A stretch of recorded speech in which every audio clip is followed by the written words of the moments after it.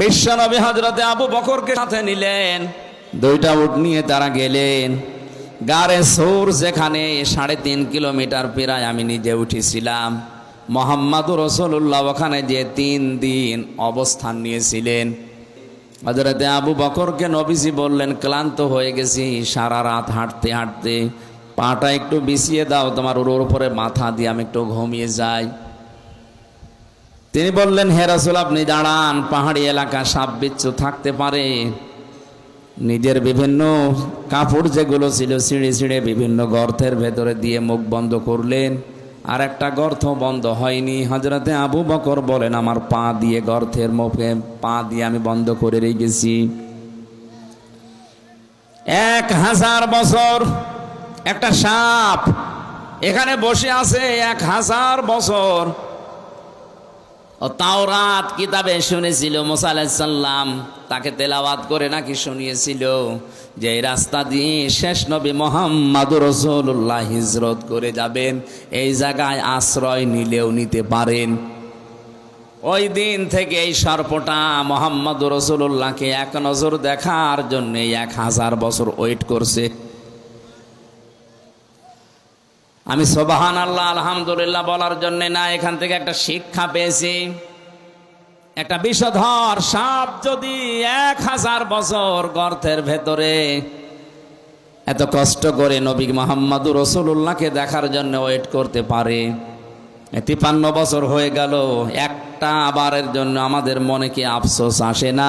মুহাম্মদুর রাসূলুল্লাহ যেভাবে 10 বছর রাষ্ট্র দিয়ে কোরআন দিয়ে রাষ্ট্র চালিয়েছিলেন, আমরা একটু চালিয়ে দেখি।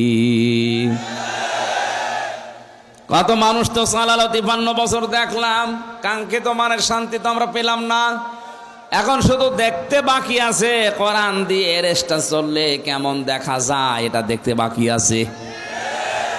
মুসাফির অবস্থায়, মাজলুম অবস্থায়, অসুস্থ অবস্থায় দোয়া করছে লক্ষ মানুষ নিয়ে, মাবুদ কোরআন দিয়ে দেশ চললে কেমন দেখা যায়, মরণের আগে অন্তত হলো একবার তুমি আমাদেরকে দেখাও। সাপ বিভিন্ন জায়গায় যেখানে যায় দেখে গর্তের মুখ বন্ধ।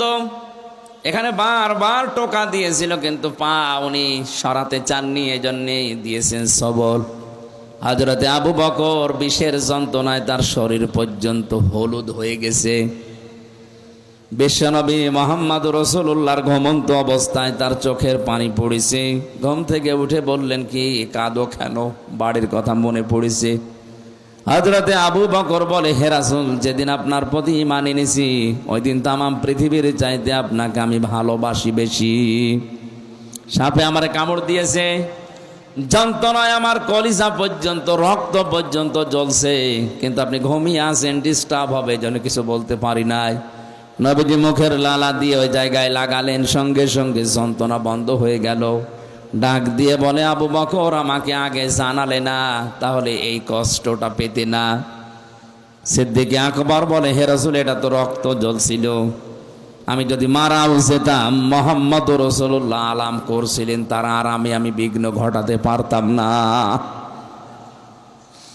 আল্লাহ বলেন, এভাবে যদি আমার রাসূলকে ভালোবাসতে পারো কি করব জানো?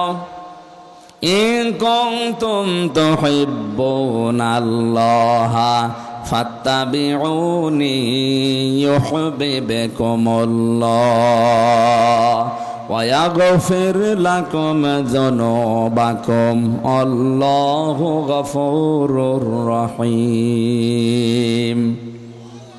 এইভাবে করে যদি তোমরা আমার রাসূলকে ভালোবাসা দিতে পারো, আমি আল্লাহ বলছি জীবনের যত অপরাধ আছে সবগুলো আমি আল্লাহ মাফ করে দেব। সিদ্দিক আকবর কি ভেবেছিলেন যে আমার রক্ত জ্বলছে, কলিজা জ্বলছে, জীবনও যদি চলে যায় রাসূলের আরামে আমি বিঘ্ন ঘটাবো না। আজ বিশ্বনবী মুহাম্মদুর রাসূলুল্লাহ মদিনায় ঘুমিয়ে আছে, তার আদর্শকে যদি এই দেশে কেউ ভুলণ্ঠিত করে, তার আদর্শকে গালি দেয়, অপছন্দ করে, আমাদের জীবন চলে গেলে হলেও এর বিরুদ্ধে কথা বলা দরকার। গত কয়েকদিন আগে গালি দিয়েছে লালমনিরহাটে, কি এই যে কি কোন জেলা যেন, দিনাজপুরের কাহারোল, এক অমুসলিম, আমি নাম নিলাম না, উনি মুহাম্মদ রাসূলুল্লাহকে শেষ পর্যন্ত গালি দিয়ে ফেলেছে। আহ্বান জানাবো, নবীজি কিন্তু আমাদের কাছে কলিজার চাইতেও দামি। আপনি আর যাই করেন, কোরআন আর নবী এই দুইটা নিয়ে উল্টা পাল্টা কিছু বলবেন না, শেষে অঘটন ঘটে যাবে, সামাল দিতে পারবেন না। আমাদের পুঁজি তো এতটুকু, আমল দিয়ে জান্নাতে যাওয়ার মতো যোগ্যতা আমাদের নেই। আমরা যদি একটু ভালোবাসাও দেখাতে পারি, কিয়ামতে যেন আল্লাহ এইটার ওসিলা আবু বকরের সাথে একটু আমাদেরকে তোলেন, বলেন আমিন। বের হলেন ওখান থেকে, কিছু দূর যান, পায়ের যে সাপগুলো পড়তে থাকে, হযরতে আবু বকর পায়ের সাপগুলো ছেঁচড় দিতে দিতে মুছতে মুছতে যান। নবীজি বলেন, তুমি পা ছেঁচড় দাও কেন? সিদ্দিক আকবর বলে, হে রাসূল, আবু সেহেল যদিও আপনি নাম দিয়েছেন, ও লোকটা কিন্তু আবুল হাকাম, বুদ্ধির পিতা। ওর এত বুদ্ধি, এত জ্ঞান, মানুষের পায়ের ছাপ দিকে বলে দিতে পারে যে কার ছেলে, কোন বংশের ছেলে, কখন হেঁটে গেছে। আমরা যেভাবে যাচ্ছি, সকাল বেলায় তো আমাদেরকে খুঁজতে বের হবে, পায়ের ছাপ দেখে দেখে আমাদেরকে ধরে ফেলতে পারে। এই জন্য আমি পা ছেঁচড় দিয়ে ওই জায়গা, ওই দাগগুলো আমি মুছতে মুছতে যাচ্ছি। বিশ্বনবী মুহাম্মদ রাসূলুল্লাহ ওখান থেকে জোহফা নামক জায়গা পর্যন্ত যে আর কাবা শরীফ দেখতে পাচ্ছিলেন না। তখন মনের দুঃখ নিয়ে এই কথাগুলো বলেছিলেন, মাবুদ, কাবা তো আর দেখা যায় না, আমি তো যেতে মনে চাই না, শুধু তোমার আদেশ পালন করার জন্য আমি হিজরত করছি। আল্লাহ ওই সময় সূরা কাসাসের 88টা আয়াত এক জায়গায় নাজিল করেছিলেন। আমার ঐতিহাসিক প্রেক্ষাপট বলার কারণ হচ্ছে, হযরত মুসা আলাইহিস সালামের জীবনী দিয়ে আল্লাহ আয়াত শুরু করেছিলেন সূরা কাসাস, আর শেষ করলেন কারুনের জীবনী দিয়ে। আমার প্রশ্ন হচ্ছে, মুহাম্মদ রাসূলুল্লাহর হিজরতের ঘটনাকে আমার আল্লাহ না উল্লেখ করে মুসা নবী, ফেরাউন, কারুন এদের কথা পুরা কসস সূরার ভেতরে দিলেন কেন? আর আমি যেখান থেকে পড়েছি, এখানে কারুনের জীবনী থেকে শুরু। আয়াতের প্রেক্ষাপটের সাথে বাস্তবতায় আয়াত নাজিল করা মিলছে না। যতগুলো তাফসীর আমি দেখেছি, সব মুফাসসিরিন ইকরাম আয়াতের ব্যাপারে এইটা সিদ্ধান্ত দিয়েছে না, এদিকে তাকান, সবাই সিদ্ধান্ত দিয়েছে মুহাম্মদ রাসূলুল্লাহকে হিজরত করার ব্যাপারে সবচাইতে বেশি ভূমিকা পালন করেছিল টাকাওয়ালারা। কারা? 2 নম্বরে বেশি ভূমিকা পালন করেছে ক্ষমতাওয়ালারা। আজ নবীর ওয়ারিস যারা, নবীর খাঁটি উম্মত যারা, এদেরকে বিবাদে ফেলার জন্য আপনি তাকান, তামাম পৃথিবীতে টাকাওয়ালারা আর ক্ষমতাওয়ালারা চেষ্টা চালাচ্ছে।